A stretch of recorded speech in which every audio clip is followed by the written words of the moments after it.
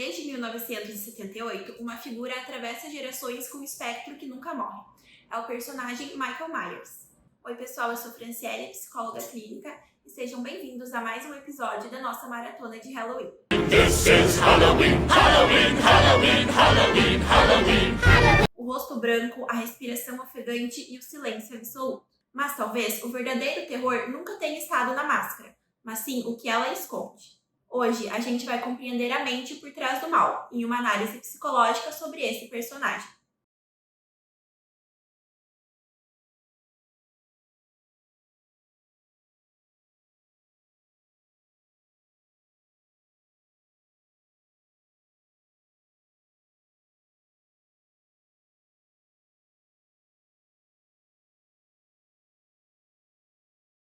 Michael Myers foi apresentado ao mundo no filme Halloween, dirigido por John Carpenter. Ele era um menino de 6 anos que, em uma noite de 1963, mata a irmã sem nenhum motivo aparente. Depois disso, foi internado em uma instituição psiquiátrica e, 15 anos mais tarde, foge e volta para sua cidade natal. E o grande questionamento é: quem é Michael Myers e por que desse comportamento dele? Na psicologia, não temos respostas fáceis para explicar o comportamento dele, mas podemos tentar entender através das terapias contemporâneas, como a terapia de aceitação e compromisso e a terapia do esquema. Vamos começar pelo óbvio. Michael Myers não fala. Ele observa, depois mata e observa novamente. Ele é o retrato perfeito daquilo que a terapia do esquema chama de modo desconectado. Jeffrey Young, criador dessa abordagem, fala sobre os esquemas iniciais desadaptativos, que são padrões emocionais que se formam na infância e vão se perpetuando ao longo da vida adulta, normalmente por conta de necessidades emocionais que não foram atendidas pelos seus cuidadores na infância. E o Michael é um manual vivo desses esquemas. Se olharmos para o primeiro filme, percebemos que Michael não teve uma infância visivelmente trágica, e é isso que também choca. Ele vive em uma casa suburbana comum, com pais aparentemente normais, mas algo dentro da sua estrutura interna é diferente. A desconexão social e emocional dele é de forma total. E isso pode remeter ao que chamamos de esquema de isolamento social, com a sensação profunda de não pertencer. Nesse esquema, a pessoa se sente diferente, desconectada, como se o mundo ao redor dela fosse diferente. Mas Michael não apenas se isola, ele apaga sua identidade, e a máscara é a prova máxima disso. Em terapia do esquema, falamos de modos, que são estados emocionais que tomam conta do indivíduo em certos contextos e experiências. E o Michael vive preso no modo protetor desligado e no modo punitivo. O protetor desligado é aquele que corta a emoção para evitar a dor. Ele não sente porque sentir seria insuportável. Já o modo punitivo, por outro lado, é o modo que pune a si mesmo e aos outros por qualquer sensação de vulnerabilidade. Michael não mata apenas porque quer matar. Ele pune a existência, a humanidade e o vínculo. Nos filmes seguintes, especialmente em Halloween 2 e Halloween de 2018, vemos uma constante. Ele é a ausência de transformação. Enquanto Laurie, sua vítima original, evolui, tenta enfrentar o trauma e encontrar um novo sentido, Michael permanece exatamente igual. Isso é o que chamamos na psicologia de rigidez psicológica. E é aí que entram as terapias contextuais como a ACT, a terapia de aceitação e compromisso. Na ACT, o sofrimento humano nasce quando ficamos presos aos nossos pensamentos e emoções. E assim, acabamos reagindo a eles como se fossem verdades absolutas, o que também podemos chamar de fusão cognitiva. E Michael Myers é o retrato extremo da fusão com o papel do mal. Ele não questiona, não observa o próprio comportamento e não escolhe. Ele é completamente fundido à narrativa interna de destruição. E para ele não há espaço entre o impulso e a ação. Enquanto a ACT busca ampliar a flexibilidade psicológica, que envolve observar e escolher os próprios comportamentos de acordo com seus valores e não com medo, Michael é o extremo oposto. Um ser sem valor interno e sem propósito consciente. Ele mata por inércia e não por emoção. E essa ausência de propósito é o que o torna tão assustador, porque ele não é apenas um vilão motivado por vingança ou para sentir prazer, ele é vazio. No Halloween de 2007, vemos uma tentativa de dar contexto à origem de Michael. Lá, Michael é uma criança negligenciada, exposto à violência e à humilhação. E essa leitura faz todo sentido dentro da terapia do esquema. Abuso, negligência e invalidação emocional são a receita perfeita para o desenvolvimento de diversos esquemas desadaptativos. Entre eles, podemos citar o esquema de defectividade, abandono e desconfiança. Quando essas crenças se tornam enraizadas, o indivíduo cresce acreditando que o mundo é perigoso e ele é uma pessoa defeituosa. Michael, nesse sentido, não nasce um monstro. Ele se forma como um sistema de defesa extremo, e a violência é o que acaba se tornando a sua linguagem. Mas ainda assim, há algo um pouco além do trauma. O que faz Michael parecer tão perturbador é a ausência de humanidade, mesmo quando lhe é oferecido a oportunidade de contato. No remake, há momentos em que parece que ele tenta buscar alguma conexão.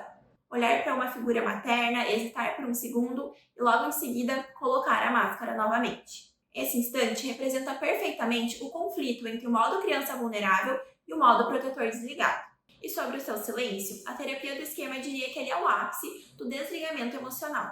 Falar exigiria um contato com a emoção, e isso ele não suporta, por isso se cala. É o mesmo mecanismo de pessoas que após um trauma profundo se desconectam das suas emoções para não sentir. Ele não sente, não fala, não reage, apenas age.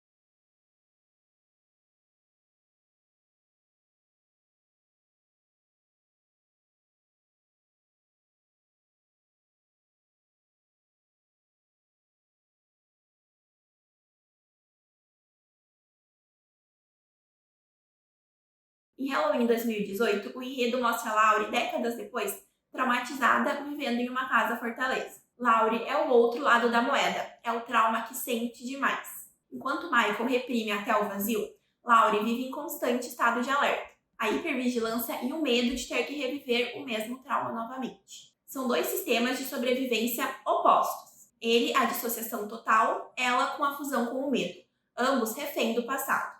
E é interessante pensar nisso em termos das terapias contextuais. A ACT diria que a Laurie está fundida com as suas lembranças, reagindo a elas como se ainda estivessem acontecendo no momento presente. Michael, por outro lado, está totalmente evitativo. Ele evita qualquer contato com o momento presente, com a emoção ou com a dor. Ambos são prisioneiros dos seus próprios esquemas. Mas Laurie, ao longo do filme, tenta recontextualizar e dar um novo significado ao trauma. Mas Michael não, ele permanece imóvel no tempo psicológico. Alguns teóricos diriam que Michael é um exemplo clássico do transtorno antissocial, sem empatia nem consciência moral. Mas reduzir ele apenas a esse rótulo é perder o ponto. Michael é uma metáfora sobre a desumanização, o que acontece quando alguém perde o contato com o próprio sentir. E aqui voltamos ao seu modo protetor desligado, em que a tentativa de apagar a sua emoção acaba apagando também a sua humanidade. E quando olhamos para casos reais, também encontramos ecos disso. Muitos assassinos em série relatam uma sensação de vazio após os crimes. Ted Bundy, por exemplo, descrevia uma desconexão completa, como se estivesse assistindo a si mesmo de fora. Já Jeffrey Dahmer falava de uma tentativa de manter as pessoas com ele, mesmo depois da morte. E isso são distorções extremas de esquemas de apego e identidade. Michael Myers é uma versão simbólica e mitológica desse fenômeno. A terapia FAP, por sua vez, observa as relações interpessoais como palco para a mudança. Nela, o terapeuta usa a própria relação terapêutica para reconstruir padrões. No caso de Michael, essa ponte é impossível, porque ele é um ser sem relação. E isso torna o horror mais profundo. Não é o sangue, é o silêncio. O horror é a ausência total de contato humano. O fascinante é que quanto mais os filmes avançam, menos ele se torna humano. Mas mais humano é o nosso fascínio por ele. Porque, no fundo, Michael Myers representa algo que, no fundo, todos nós temos medo de encarar. O que acontece quando a dor emocional não encontra expressão? Quando o sofrimento vira indiferença? E quando o trauma é tão grande que a única defesa é virar pedra? Em Halloween Kills, há uma cena em que os moradores da cidade tentam caçá-lo em uma tentativa movida pelo ódio. A histeria coletiva se torna tão violenta quanto o próprio assassino. E é aí que o filme faz uma crítica social brilhante. O mal não está apenas em Michael, está na rigidez emocional que se espalha. Quando a raiva toma lugar da empatia, todos participam do mesmo ciclo. A ACT chamaria isso de fusão coletiva com o medo. É quando o comportamento se orienta pelo impulso de controle e não movido por valores humanos. A máscara de Michael é o símbolo máximo disso. Ele não esconde o rosto, ele revela a ausência. É o reflexo de um eu que nunca se formou. Em termos esquemáticos, ele é aquele que nunca desenvolveu completamente o seu modo adulto saudável, que é aquele que equilibra a razão e a emoção. Sem ele, resta apenas os extremos: vulnerabilidade sem proteção ou defesa sem emoção. E Michael é a defesa sem emoção, e o resultado disso é a desumanização total. Mas há um ponto importante: nas terapias contextuais, o objetivo principal não é rotular o comportamento, mas sim entender a função dele. E assim, nos questionamos: o que esse ato tenta evitar? O que esse comportamento tenta proteger? Se aplicássemos essa lógica a Michael, poderíamos dizer que cada morte é uma tentativa de silenciar algo interno. Talvez o eco da sua dor infantil ou talvez o contato com a vulnerabilidade. A violência se torna o controle absoluto e, em última instância, ela é o contrário da aceitação. E é curioso como, ao longo dos filmes, tentam mostrar esse personagem como uma presença e não simplesmente uma pessoa. Sempre à distância, sempre imóvel. Ele não corre, não grita, apenas anda. É a marcha do trauma não resolvido, lenta, constante e inevitável. Porque o trauma, quando não tratado, sempre encontra um caminho de volta. Às vezes, não com facas, mas com silêncios, afastamentos e autodestruição. Se quisermos traduzir Michael em termos da psicologia contemporânea, podemos dizer que ele é quando o modo criança vulnerável nunca encontra o acolhimento que precisa. Quando a raiva protetora vira o modo dominante e o sistema inteiro colapsa. No fundo, o horror de Halloween é um espelho. Michael representa o medo que todos nós temos de perder o próprio controle e de sermos engolidos pela dor e pelo vazio. Ele é o extremo de algo humano, a tentativa de se proteger da dor, cortando o sentir. Só que quando a gente corta o sentir, a gente corta também a empatia, o amor, o contato. E o que sobra é o mal, ou melhor, o vazio que chamamos de mal.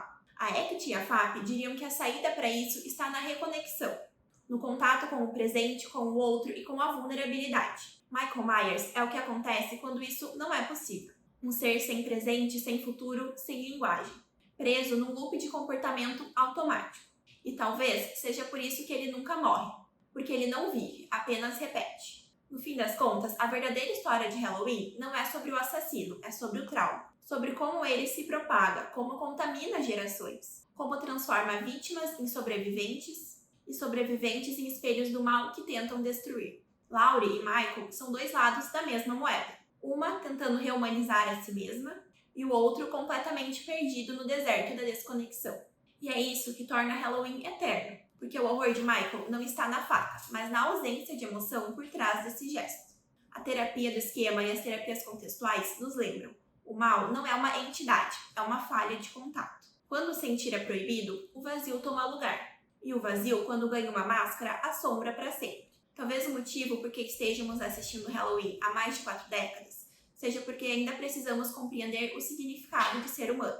Precisamos entender o que acontece quando a empatia se apaga, para nos lembrarmos de mantê-la acesa. Michael Myers é o pesadelo que nos alerta. A ausência de emoção é o verdadeiro terror. E no fim, quando as luzes se apagam e o som da sua respiração enche a sala, o que nos assusta não é ele.